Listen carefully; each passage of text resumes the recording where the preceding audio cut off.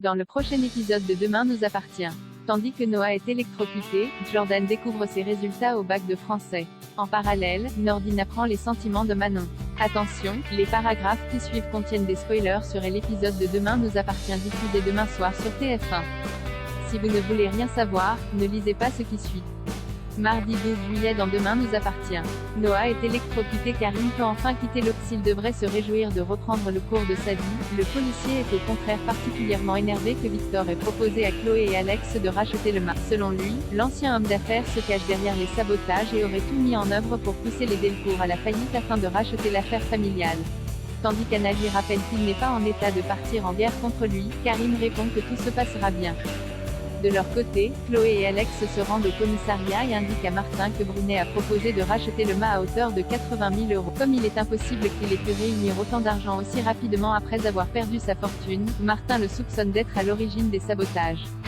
Malheureusement, remonter jusqu'à lui pourrait s'avérer difficile. Pendant ce temps, Karim se rend chez Brunet et l'accuse d'être responsable de tous ces drames. Et de jurer de ne pas le lâcher avant de promettre qu'il finira ses jours en prison. Loin de se laisser démonter, le père de Timothée le somme de partir sur le champ. Une fois seul, Victor s'empresse de contacter une mystérieuse personne et demande à la voir rapidement. Plus tard, Victor et Sophie débarquent au commissariat pour raconter au commandant Constant ce qu'il s'est passé. Dans la mesure où le capitaine Saed n'avait aucun mandat, Martin promet que cela ne se reproduira plus. Cependant, il profite que Victor se soit déplacé pour lui poser quelques questions sur sa situation financière. Ce dernier lui fait donc croire que ses anciens partenaires financiers sont prêts à investir dans ses affaires. Dans la foulée, Martin convoque Karim et lui passe un savon puis l'enjoint à rentrer chez lui pour se reposer le temps nécessaire. Avant qu'il ne parte, Martin signale qu'il ne laissera jamais quelqu'un qui a blessé l'un de ses hommes s'en sortir de la sorte.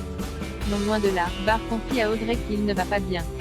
En effet, Louise lui manque beaucoup, et quand il ne pense pas à sa femme, c'est à sa mère.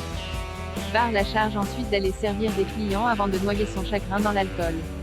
Coma, Noah profite d'un moment en tête-à-tête avec Judith pour lui avouer ses sentiments. Encore fou amoureux d'elle, il ne parvient pas à passer à autre chose.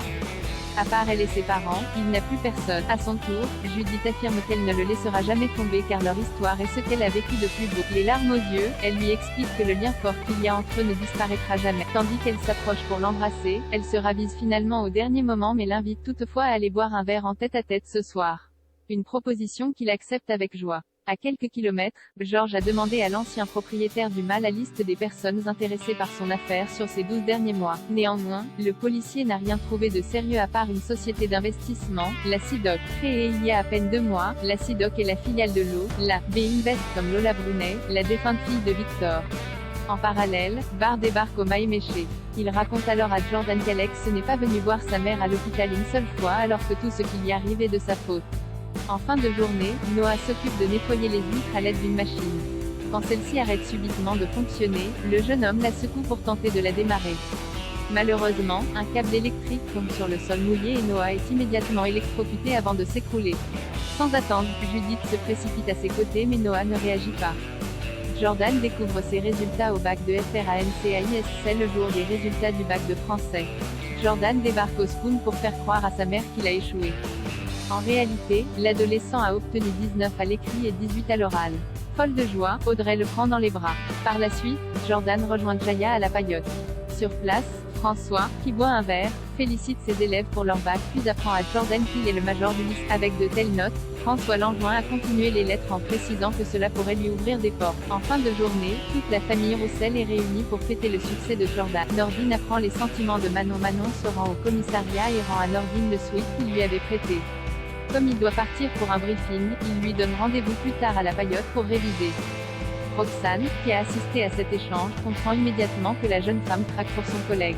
Si Nordine a tout pour plaire, elle lui fait cependant remarquer qu'il est en couple.